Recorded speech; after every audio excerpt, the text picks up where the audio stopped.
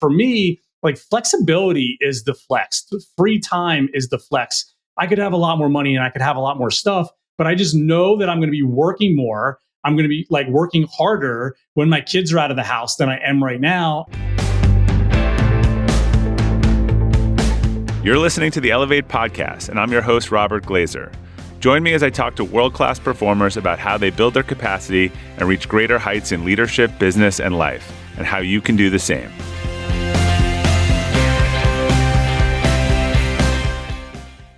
Welcome to the Elevate podcast. Our quote for today is from Joseph Campbell: "The cave you fear to enter holds the treasure you seek." My guest today, Derek Coburn, is changing the way people think about lifestyle design. Derek's a financial advisor with over 25 years experience and is the founder of CADRE, a professional community for CEOs and entrepreneurs based out of Washington, D.C. He's the best-selling author of 2 books, Networking is Not Working, and his latest, which launches this week, Let's Retire Retirement. Derek, welcome back to the Elevate podcast. So Bob, good to be here, man. Excited to chat with you for a bit. So it's been some moons since your first appearance, which was episode 18, which was probably, I was really bad at the time doing the podcast, I'm guessing. So for people who have not been following us from the first weeks of this podcast, can you just share a little bit more about your background and your work? Sure. So if you were bad, gosh, I don't even want to think about. I definitely don't want to listen to it. So became a financial advisor in 1998. Grew my practice pretty quickly and pretty effectively by basically cold calling. I got a bunch of really great clients just by grinding it out, and got to a place where I was like, I don't want to do this anymore. And I started to look to networking as a way to grow my practice. And that worked well for a little bit until around the time I was getting ready to get married and have kids. And the market this is 2008, was getting a little shaky. And the big networking events just were not an effective way to meet new people. So I started hosting smaller events, curating different experiences for my clients, their friends. It was sort of like client appreciation leverage to acquire more clients, disguised as networking. And hosted wine tasting events, golf outings. I grew my revenue by 300% in about a year and a half. And that was on its way. And then I got to 2011, 2012, and my industry wasn't letting me take advantage of any of the word of mouth opportunities or social media marketing that were available to the rest of the world because the compliance and the red tape was so heavy. And I also had a lot of financial advisors around me with 1,500 to 2,000 clients, and they only liked working with 20% of them. So I decided to shave my practice. I went from 350 clients down to about 75, and took what I had learned through hosting these smaller events and started a business with my wife called CADRE, which you mentioned, which we still have today. And we serve about 100 plus CEOs and entrepreneurs, most of them based in the DC area. Awesome. So when we talked last, it was, I always think for anyone I talked to before 2000, and we'll talk about, you had just put out, what year was it that Networking is Not Working came out? Networking is Not Working came out in 2014. 2014. I'm like a book every 10 years pace right now. That's my rhythm. That's good. Honestly, that's more sustainable than what I've been doing. But what's changed for you since COVID? I think COVID was such an interesting moment for so many people, both either in your events or in your business or personally, or how you approach anything. Yeah. So, I actually started writing this book that is about to come out, or that will be out probably when people are listening to this, in 2017. And I was writing this book about the idea of questioning whether retirement and saving for retirement was a good idea or not. And I was writing it mainly as a way to have it be a business development tool to get more clients, more ideal clients for me. And my ideal clients at that time, and really to this day, are clients that have multiple millions of dollars of assets under management. And all of a sudden in 2019, so a year before COVID happened, I got approached by a private equity company that wanted to buy the practice for my partners and myself. And so we did that deal. I put the book down, didn't think about it. Then COVID happened. My father got a rare form of dementia in 2013 that got progressively worse over COVID. He passed away during COVID. And then I finally by the end of 2023, after I kind of put myself through a mini midlife crisis, it wasn't a mini midlife crisis, it was a midlife crisis. And it's a real thing. Yeah. Yeah. Some money in the bank to, from the sale to give me the time to sort of figure out like what were some of the tendencies I had, what were some of the subconscious behaviors that I was dealing with. I got to get right with all of that. And it became clear that I needed to revisit this book and write this book. But going back to it now from the perspective of someone that isn't really looking to grow the wealth management practice and isn't looking to write a book as a way to get more clients, I got to write a book. I think it's going to be much more valuable to a much larger group of people. And it's interesting. So there's been a lot of evolutions around this. I think Tim Ferriss, to me, with a 4-hour work week, didn't get enough credit for what that book was, right? Like for me, a lot of people thought it was like a productivity hack book. And I really took it similar to your book as like, look, like doing all this stuff and then seeing if you're going to be happy in what you like to do at 7 years old when you may not make it there is not such a great idea. So think about more of this happening. I think he didn't really take the financial angle. Then you have this whole group out there with automate your life and never work, a day again. And then there's the kind of, hey, if you do what you love, you'll never work. So there's a lot of approaches on this. What is, I guess, look, there are some people that are doing what they're doing to put food on the table and resources, and then hoping to do kind of what they love, and they don't want to work a day more than they have to. But I think you're speaking to a different audience in terms of thinking about what retirement might look like, and also still understanding. I mean, you've seen this with retirement and people selling their businesses, that people go off a cliff. Like there's a huge number disproportionately that die like in a short term after retiring. So how do you make sense of all these different philosophies in terms of bringing it together? All right. So, okay, a lot to unpack there. Great questions. So I will say that I think that there's a good, like when I was writing the book initially, I used language throughout it. Like, I want you to find work you love doing. I want you to find work that is aligned with your purpose. And I changed that in a lot of places to, I want you to find work that you don't hate doing. I want you to find work that, because I do think this idea of like, you have to find your purpose and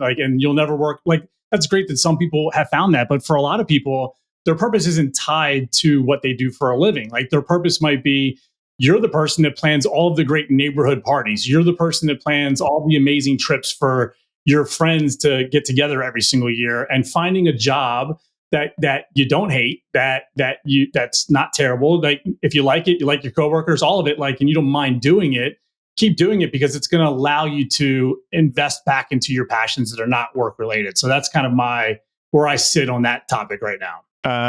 And look, you jump back and forth between, I think, the philosophy and the finances of this. Yep. But the base premise is that retirement, you shouldn't have this end date, right? And that doesn't serve most people. So what is it that I guess it doesn't, you're saying it doesn't serve them probably financially, and a lot of advice is geared around that, and it doesn't serve them in other ways beyond financially or emotionally, right? In terms of what they need. Yeah, look, I don't think that we were put on this earth to do work that we don't enjoy doing for 30 years, to earn the right to sit around and do nothing at all for another 30 years after that. Or try to figure out what you like at that point, right? Yeah, exactly. And so like you mentioned different philosophies, like I think Tim Ferriss probably, and I'm not sure that I've really said this out loud, but I mean, Tim Ferriss's book as a financial advisor, reading that book in like whatever it was, 2004, 2005, I mean, it probably had a really big impact on me leaning into this idea and me having conversations with my clients at that time, and still to this day, that the majority of financial advisors are not having. Like everyone is just automatically opting people into this idea. When you meet with a financial advisor, they don't say, do you want to retire? They say, what age do you want to retire? Well, you call it the hard stop, right? 65 hard stop sort of. Yeah, because it was the age that was picked by a German chancellor, 130 years ago, and FDR decided to roll with it when life expectancy was 71 or 72 while he was setting up the Social Security Act. And people are just walking around and they're not really thinking about it. And I think we're seeing this unretirement movement. which is now showing about 25 to 30% of people who have retired are going back to work. And in most of the cases, it's not because they're running out of money. It's because they missed the connection. It's because they missed the contribution. And there are a lot of people out there now that have created communities. There's a lot of thought leaders that are, like Brian Clark has this great community called Further over on Substack, and he's serving the unretirement community. Chip Conley has the Modern Elder Academy that he has set up. There's all these 50 and 60-year-olds who have said, okay, now that I'm here, it's not what you told me it was going to be. So now what do I do? And destination is things where we think that the destination will, like, this happens with achievement, where it's more about the destination than the process. They always fail to deliver in some way. For sure, man. Yeah. And, look, while I think that I have a lot of ideas that can really help those people that are a little bit older, I'm really trying to get the attention of people who are 20 years younger than that. I'm trying to get the attention of people in their 40s, early 50s, late 30s, who still have kids at home, who still have their health, who can still make really big changes to the way that they're living life, and helping them realize that they're probably going to work longer than what they're thinking. And once they realize they're going to work longer and have more money coming in from income, they don't have to save as much. And if you don't have to save as much for this retirement date, that means you now all of a sudden have more money and more time that you could spend right now on the people and things that are important to you. Well, there's also a big macroeconomic shift in how we work now, right? So we have more, I call it white collar work. It's not a factory sort of lifetime. It's a 40 hours or nothing. In fact, if you try to hire a CMO these days, that's 40 or 50, you can't find any because they've all gone fractional, right? None of them want sort of full-time jobs. So I think if you look 20 or 30 years ago, it was kind of, a lot of these jobs or law firms, or even, it was kind of in or out. Now you have a whole bunch of part-time how much does that factor in, where the structure of work has allowed far more opportunities to do things in just maybe a different amount or in a different way, or even not having to go into the office? Yeah, I mean, I think it's a pretty significant factor. So depending on where you get your information, I think I saw a recent stat that said by the year 2027 that over 40% of workers in the United States are going to be freelancers. Free agent nation. Yeah. Yeah, it's crazy. I've been telling my clients for years, I don't expect you to work, 60 hours a week that you're working now. I don't expect you to necessarily be doing the same type of work or putting in the same type of effort, but there are going to be a lot of opportunities for people to do things on their terms, the way they want to do it. If they're good, if they have wisdom, if they have skills, what other companies that are looking to hire are not going to want access to these people if they're really great at what they do. And they're going to accept the fact that they say, look, I'm only going to do 10 hours a week. I'm only going to have this number of clients at once. I'm not going to work summers. I'm going to take this entire year off, and I'm going to do it all while I'm sitting in my house in my pajamas. And people are going to say, great, we'll take you. Tell me how much. Yeah. And look, I think that if you don't there's this notion of reverse mentoring, right? A lot now, where people kind of connect with a young person, and things are changing so fast, where I think if you don't try to keep yourself modernized or involved or understanding what's going on, you may feel very disconnected from society, right? If you don't know how to use ChatGPT right now, you're probably not in a lot of conversations. Yeah, absolutely, man. Yeah. So I think, I mentioned Chip Conley earlier. So Chip Conley he had, I think, 50 boutique hotels that he ran and operated and then sold. And then he retired in his 40s, maybe it was even 30s. And he was just kind of hanging out, enjoying that life. And he was approached by the CEO of Airbnb. And they basically said to him, we're a bunch of young guys and we created the tech and we've got the idea, but we don't have any wisdom. We don't have any older people around who know how to run a business, who know how to have important conversations, who know how to fundraise. And they brought him in as the chief wisdom officer. And he really helped them with his gray hairs and with his experience to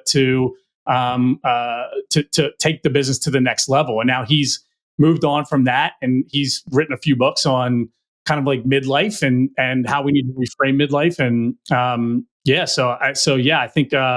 I think there's going to be the opportunities. I think you need to have a basic understanding, but I also think that knowing how to have conversations with people and knowing how to have empathy and knowing how to lead from a certain place are going to be valuable. And those traits and skills are not going to dry up anytime soon. The need for them. Yeah. And look, I got a lot of value out of Arthur Brooks' Strength to Strength. I think you got to think about how you contribute in a different way.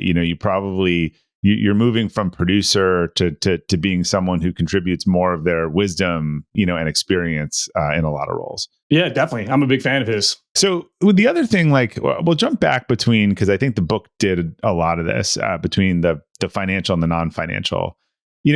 I think that this math hits people who are planning for retirement in a way. And it was in a discussion around people exiting their business years ago. And it just occurred to me, as I said that, where some people are kind of chasing a number. They need a number. And I don't think they kind of look at the actuarial table where you were to say, look, let's just pick I'll go with a low return, like a 4% return, or something like that. Yep. Having some role that I do that makes me $40,000 a year is the same as an extra $1 million in the bank, right? Isn't that the way? And if you sell your business and you were like, look, I needed $10 million and you only got 9, but then a couple of people ask you to be on board roles, and someone said to me, look, if you take that math on 5 million and just say, look, you figure out a couple of board roles or someone pays you $200,000 a year and you do that and it's a quarter of your time because you're getting paid for that wisdom, that's the same as if you had totally hung it up and had 5 million in the bank that you were using. And when they presented the math that way to me, it was pretty striking. And I that's sort of the basis of, I think, the financial formula that you're promoting here. Yeah, I mean, look, and if it's like 3 or 4 board roles, then that means you could have actually stopped doing the other thing like 5 years sooner, right? And I think people don't fully appreciate the ridiculousness of how trustworthy they are, how much faith they have in the assumptions that they're making in their financial plan to actually play out. Like, you have to nail the annual inflation rate. You have to nail what the tax rate's going to be every single year. You have to nail what your pre-retirement rate of return is going to be on all of your assets, your post-retirement, year in, year out. You, by the way, have to pick the year that you're going to die. Like, how long are you and your spouse going to live? What are your kids? Are your kids going to get married? Are your parents going to need healthcare or long-term care at some point that you're going to have to pay for? People don't think about these things at all. Their financial advisor says, we're going to use these assumptions, and they say, great. And they're walking around with like an 18 parlay on FanDuel that like has 0 chances of hitting. And they're completely confident that if they just save X amount of money per month, that everything is going to work out for them exactly the way that they're hoping. And the sieving is because this assumption that you go to 0. So, walk us through the sort of basic math on, someone says, well, what's enough and how much do I need to do in the withdrawal rule? Because I don't know that you need to understand the math behind sort of some of this logic to then understand how you can, change those numbers or when you start or how much a little bit matters. Yes. All right. So I'm glad you asked this question. So I have an example in the book about a guy named Tony, who is 45 years old. Tony makes $150,000 a year, and he has $150,000 saved up in his retirement accounts. I have a calculator on my website that people can go to enter in their own income, their own assets, and they can use the calculator how they see fit. And Tony's financial advisor, he tells his financial advisor that he wants to stop working at 65. And the advisor says, great, you're going to have to save $2,400 per month, every single month, and it's going to continue to inflate for the next 20 years in order to retire at 65. That's 20% of what he's making, and that is a non-starter for most people, right? That would mean that he's saving almost as much as he's spending, and we don't know anybody doing that. I don't want to interrupt you, but you kind of have to go back to the premise here of like, there is no guarantee that Tony's going to be here in 20 years, right? Right, for sure. Right. So really what happens is the money goes in his IRA, his kids inherit it, and he doesn't get to do a lot of the things that he wanted to do. Exactly, right. And so, but if Tony were to say, I don't hate my job, and I'm going to be doing work that I enjoy doing and at a minimum don't dislike with people that I enjoy being around. So I'll probably work until I'm 75. And the amount that Tony has to save on a monthly basis, if he goes from 65 to 75, it will go from $2,400 a month that he has to save all the way down to $110 per month. So he has to save 96% less by deciding to work 10 years longer. If he decides to work until he's 70 instead of 75, the number goes from $2,400 to $600 a month. So it goes down by 75%. So I want people to understand and realize and to alleviate themselves of the pressure that they may be feeling to have a certain number by a certain age, that as long as they feel like they're going to want to continue to do something and income is going to be coming in, they don't have to save anywhere near as much as they think they have to save probably right now.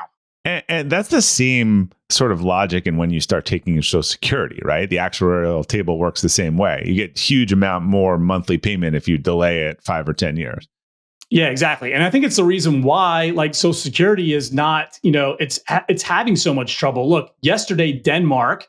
So yesterday is, late May. Denmark just announced that they're taking their version of Social Security and they're taking the minimum age from 65 till 70. They're just saying people are living longer. There's a ton of people in this country, like whether you agree with them or not, that say we should be more like Denmark. So Denmark is saying you're living longer. We're not going to pay you until you're 70 years old. And look, when Social Security was first put into place in 1935, it was based off of actuarial tables where most people were going to live to be 71 or 72.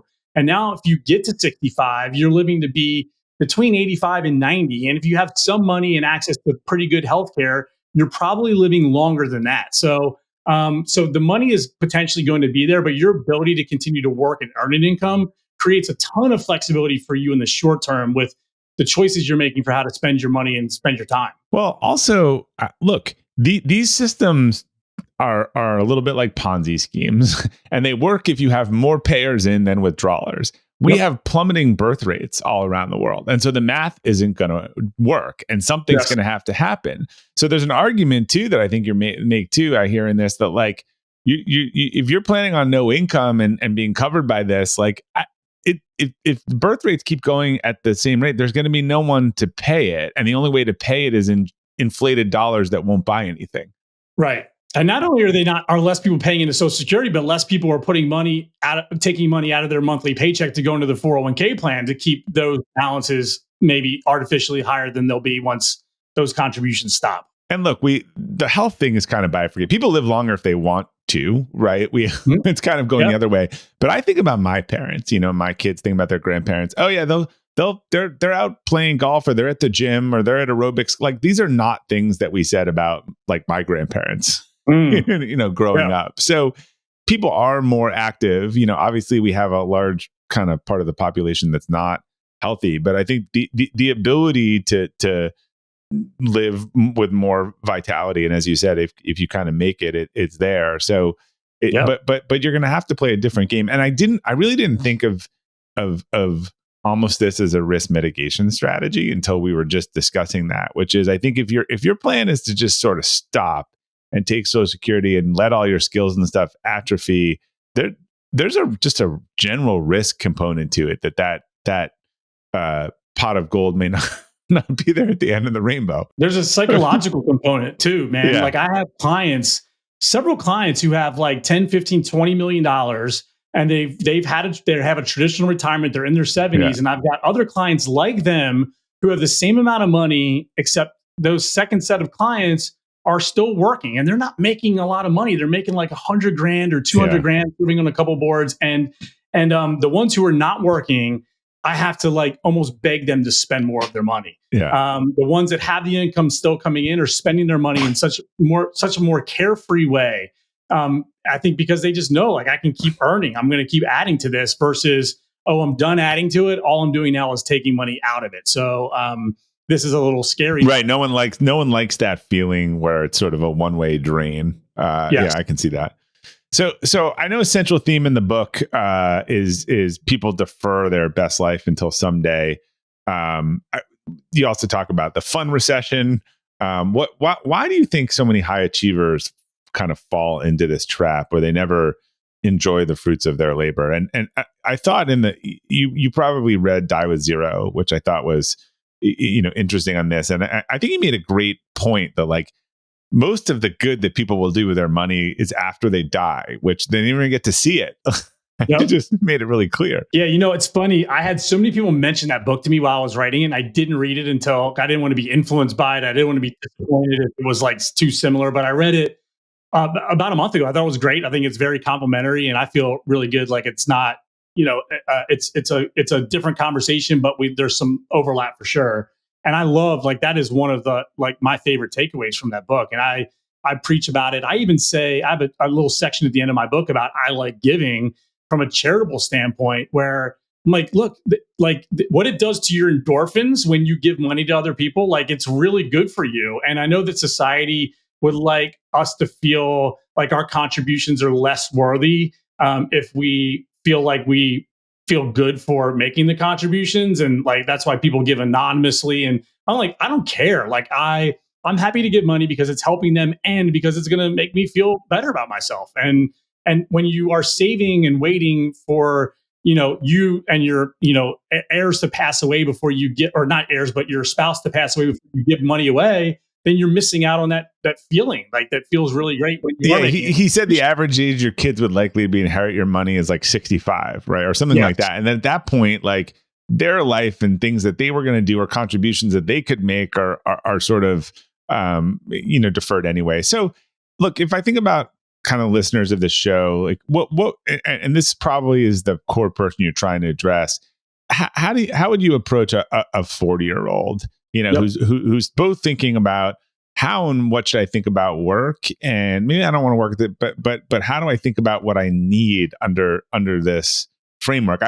I'm with you philosophically. Like I want to do what I want to do, and I want to spend less. Now, I'd like you to also. A lot of people get in trouble where they don't have a basic enough emergency fund. So how do you nail the middle lane here? So that you're safe. You have the life you want to live. You're not going to, because most of us can't survive a crisis. We have plenty of people who can't survive, a crisis.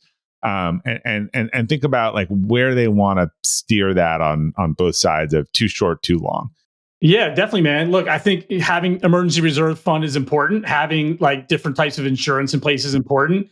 I'll give one example. So long-term care insurance is something that I feel like doesn't get enough attention. And I've referred to it for a long time as the iceberg to your financial plan Titanic. That everything might be great, but especially as it pertains to your parents, if we're talking about 40-year-olds. So look, I was preaching this to my clients and I did it myself with my parents. Alzheimer's disease is the main one that I'm worried about here. That's the iceberg to the Titanic. And my father, like we got long-term care insurance when my parents were healthy. My father got dementia in 2013 and he lived with it for 9 years. And the reason why this one is so bad compared to other ones is because like with like other diseases, you typically die within a couple of years. Whereas this one, you can live with it for a long time. It ended up saving my parents like a few $1 million. And so like, I think that you need to be covered for these types of situations. You need to talk with your parents about their financial situation and their healthcare plan, because if you're going to ultimately provide for them, if something happens and you're not going to let them live on the street, like let's get as much information right now as we possibly can. So I cover a lot of the how to put up the guardrails in the book, but I'll also say like to the 40-year-old that you're mentioning who maybe felt before like they were under the gun and that if they were Tony and they had to save 20% of their income every year to make their dreams come true, they were missing more family dinners, they were missing going to the gym, they were sleeping less, they weren't taking care of themselves. And I've immediately shown people by highlighting the value of compounding interest and letting this money sit for longer and working a little bit longer, I've created a lot of additional money and time for people right now. And what I really hope a lot of people do is I hope people like make different choices about the way they're spending their time.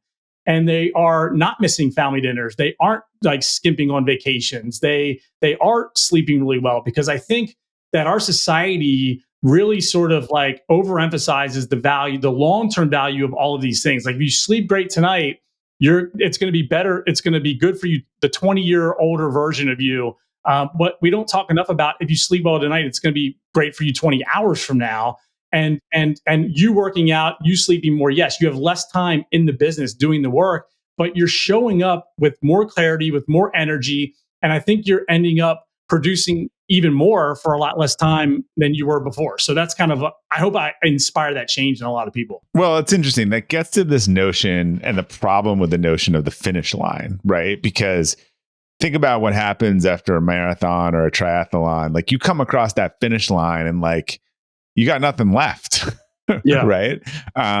Because you put it all in and it's sort of an end point. And I think that's why there is a fall off. So you may not even be able to do a lot of the things that you think you want to do. And it's funny because it is that, can't remember whose framework it was, but it was like early on, you have freedom and flexibility. You need three things. It's like you need you need the financial means to do stuff, you need your health, and you need freedom and flexibility, right? Yep. And when you're younger, you have the freedom and flexibility and the health, but not the money. And then there's like a sweet middle. And then eventually you have the money and the freedom and flexibility, but not your health, which kind of negates all of it. So really, a lot of these opportunities for people, I think, to do the things they want to do are going to be in their 40s and 50s, right? Which sort of takes away this whole, oh, I'll do it after 65. That's the part that I don't buy into, man. That's the part that I'm thinking that the more I work out now, the more I travel now, the more I sleep better now, the more likely it is that I'm going to be able to continue doing those things a lot longer, because I think that just one begets the other. Like, you're doing it now. Like, I don't think you're all of a sudden going to fall off a cliff and not be able to do these things just because you turn 65. I agree. I was thinking about more of the inverse, right? Where Yep. If you just go and never take time for any of this stuff, and then you get to the cliff, probability would say that you're more likely to have a health issue, right, than you are probably in your 30s or 40s. Not that those don't happen. There was some research that I shared in the book on meaning versus happiness. Yeah. There was a study done where they put people into two groups. Group A was people who prioritized happiness, personal happiness. Their goal was, I want to be happy. The second group were people who were prioritizing purpose and meaning. I want to contribute to something. I have something that gets me out of bed every morning that's bigger than me.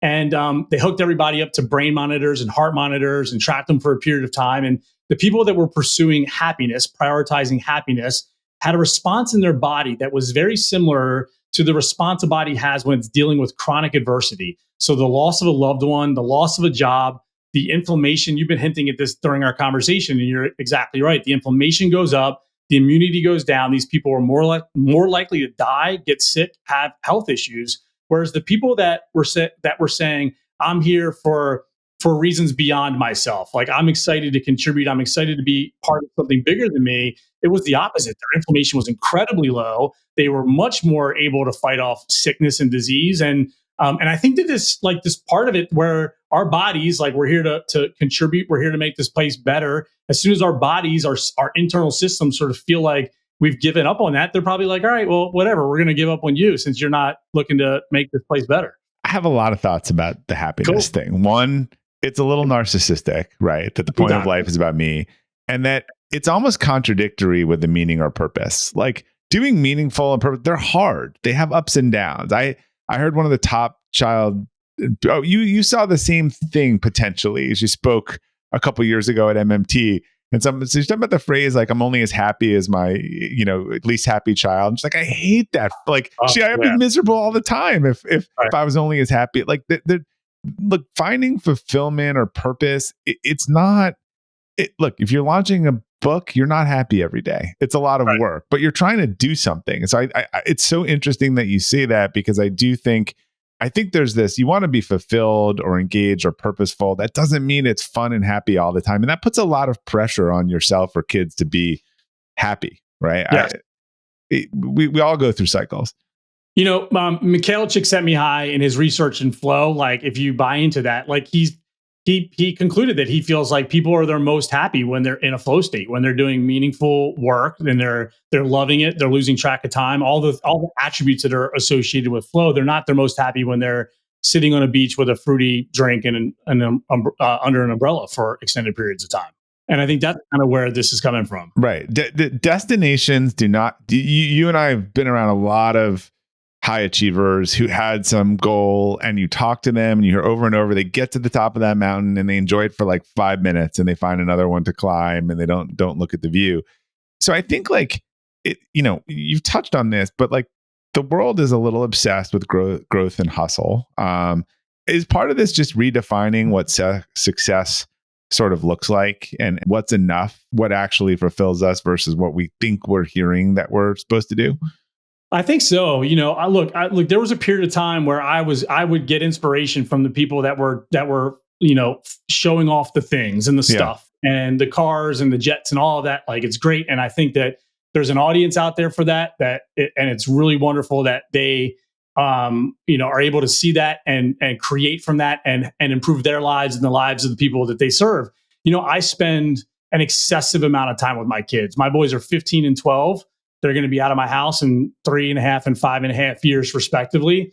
I work out with my oldest son 3 to 4 times a week, 3 to 4 hours. Who can lift more? It's still me for sure. It's not even close yet. But look, it's an age that he doesn't like. Most 15-year-olds don't want to hang out with their dads for 4 hours a week, and I'm doing that with him. And I'm dating my wife a lot. I'm having a lot of fun. You mentioned, we can talk about that if you want. My ideas on the fun recession.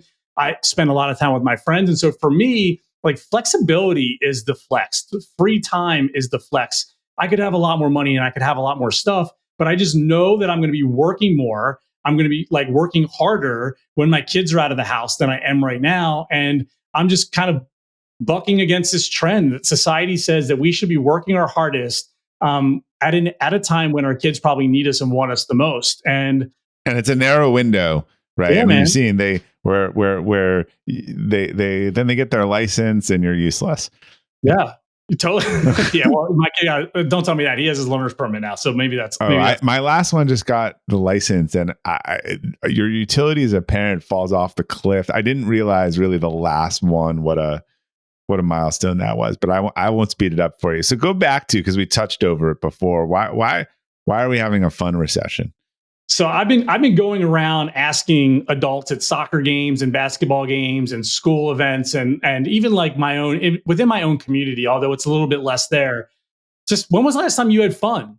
And if I ask this question 10 times, then 9 out of 10 times the person will typically pause.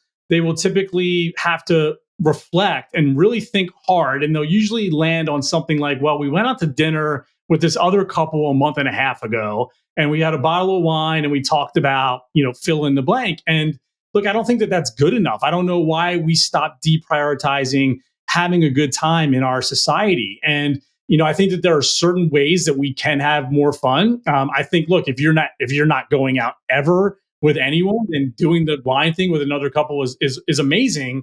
But think back to when you were having the most fun in your life. And would that version of you right now be impressed with the amount and type of fun that you're having? Or would they say, my gosh, like, what is going on? Like, why aren't we having a better time? And this will kind of tie into the happiness thing. So there is a term called collective effervescence, which I heard Adam Grant wrote about it after I hit publish on my book. So I couldn't include it in my book.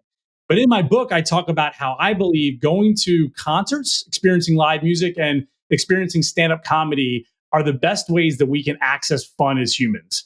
Not the only, but the best. And this term collective effervescence sort of like validates the thinking. And collective effervescence is the combination of being in a flow state, forgetting where you are, and being in a pulled, energetic space with a bunch of other people. So you're singing along a lyric that you've sang out loud, driving around 100 times, and now 5,000 other people that have had that same experience are singing that lyric along with you.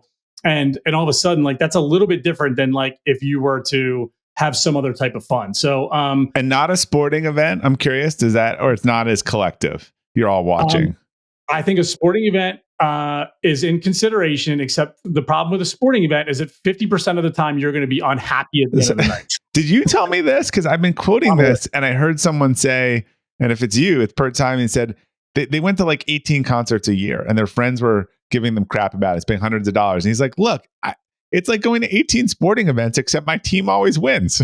Yeah, like I never have to worry about like my favorite guitar player going like 0 for 9 from the 3-point line. Was that you that said that, or did I hear that somewhere else? I've said it before. Okay. It's possible. I don't know. Yeah, but we'll give you credit. We'll give you credit. But I have been going to more concerts these days. There's also, by the way, a nostalgia effect too, right? If it's the band from college or that you remember that, and like there's a lot of happiness we get around things that are nostalgic. Big time, man. Look, there's a really good app called Bands in Town that will sync with Spotify, and based on who you listen to, the bands that you listen to when they're coming to your town, other artists who you might be into when they're coming to your town, it'll give you alerts. And that's a great idea. I won't call that the biggest takeaway from this show because that'd be offensive, but I have been like looking for that functionality in my life.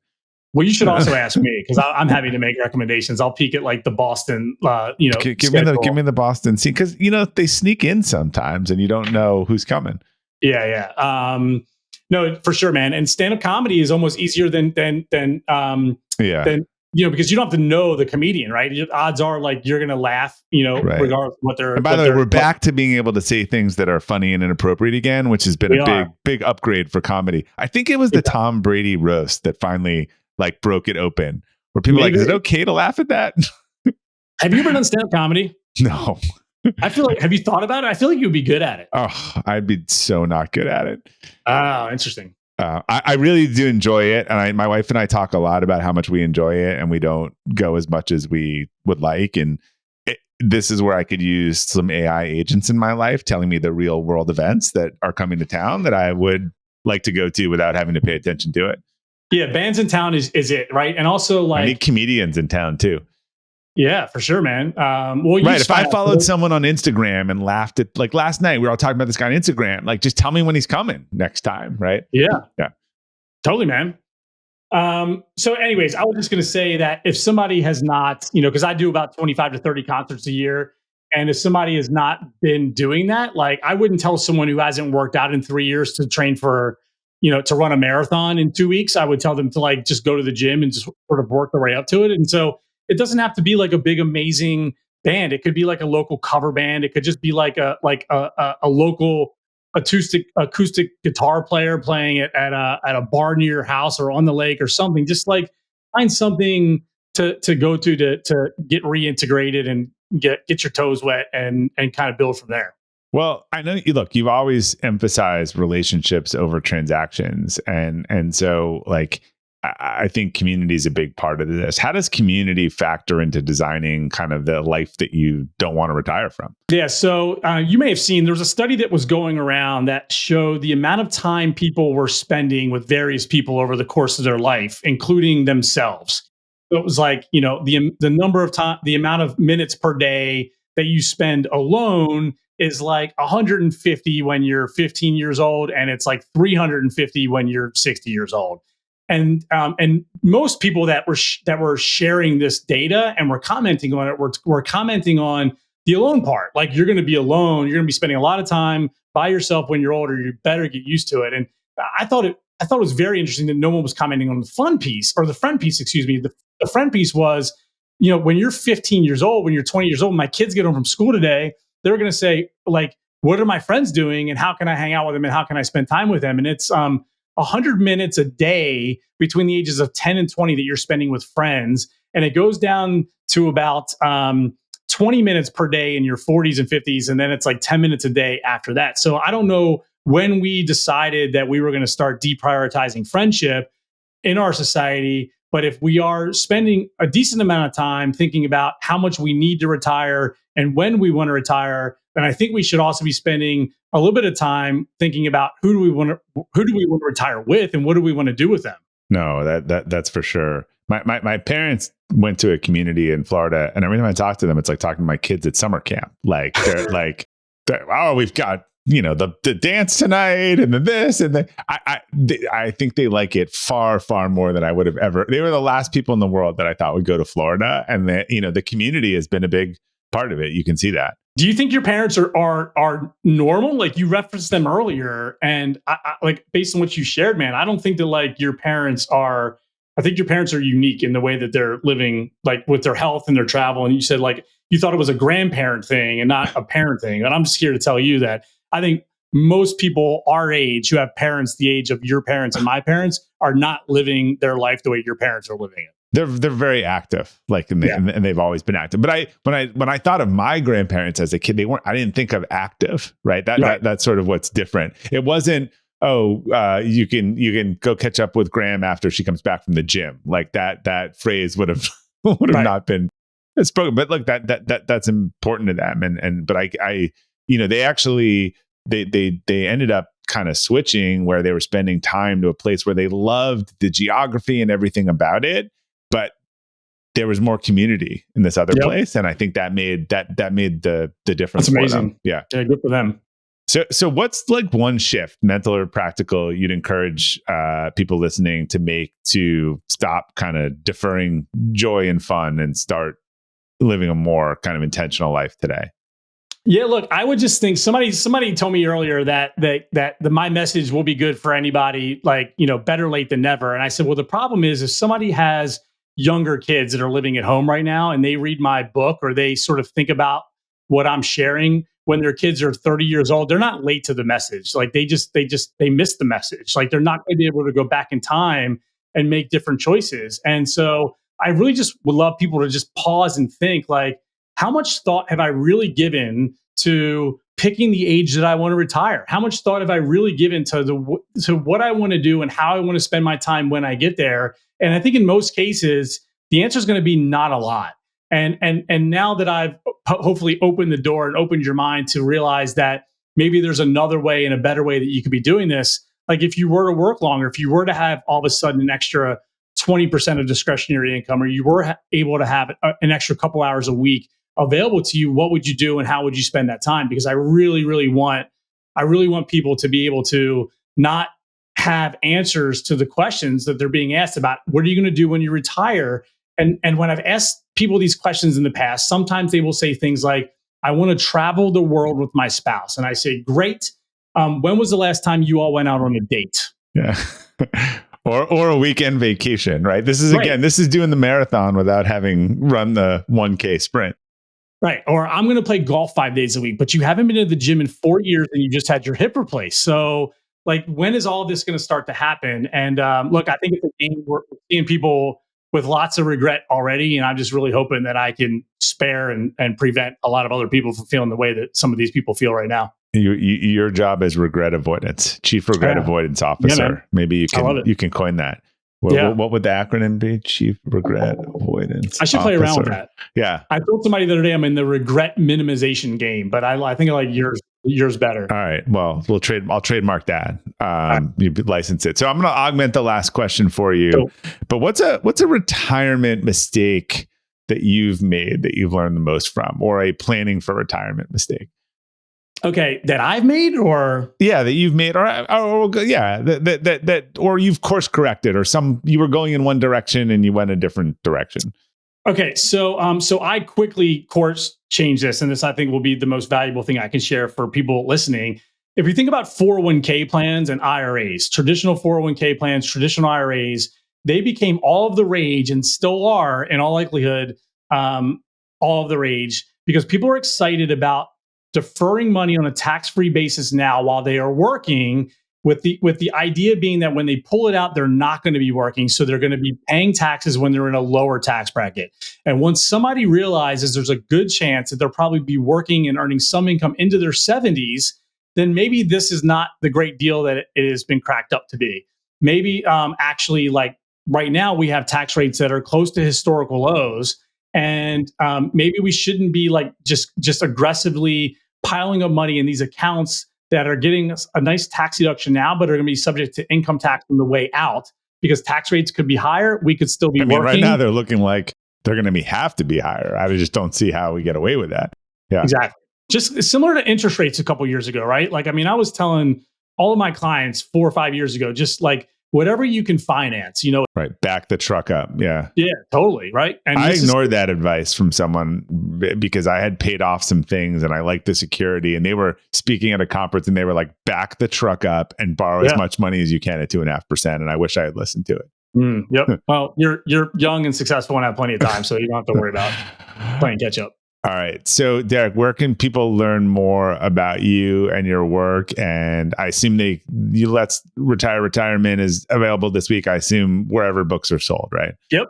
Yeah, I'm just really excited to get this book out there. It feels like it's the right time. It feels like it's going to potentially help a lot of people. And I'm excited just to show up and share what I know and what I believe. And I'm just really, as you can hopefully tell, like I'm just really desperate to grab people figuratively by the shoulders and shake them and say, listen, like I want you to enjoy this thing more than you're enjoying it. I want you to leverage the fact that you'll be working longer to just have more experience, have more life, have more love right now. And so best place to keep in touch with me is my website, derekcoburn.com.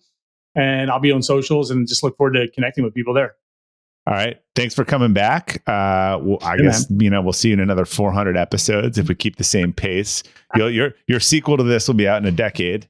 So we know where to find you. Well, thanks for joining us. I see you more often than that, but maybe we'll have a reason to do this sooner. All right. To our listeners, thanks for tuning into the Elevate podcast today. We'll include links to Derek and Let's Retire Retirement. Got to say that it's a tongue twister on the detailed episode page at robertglazer.com. Hey, if you enjoyed today's episode or the Elevate podcast in general, I hope you'll sign up for Friday Forward, which is my weekly newsletter with 120,000 subscribers. It's free, but there's also a premium edition that includes a second newsletter called the Leadership Minute, which provides great advice for those who are actively managing and leading. You can sign up at robertglazer.com on the Friday Forward tab, or just look on Substack for Friday Forward. So thanks again for your support. Until next time, keep elevating.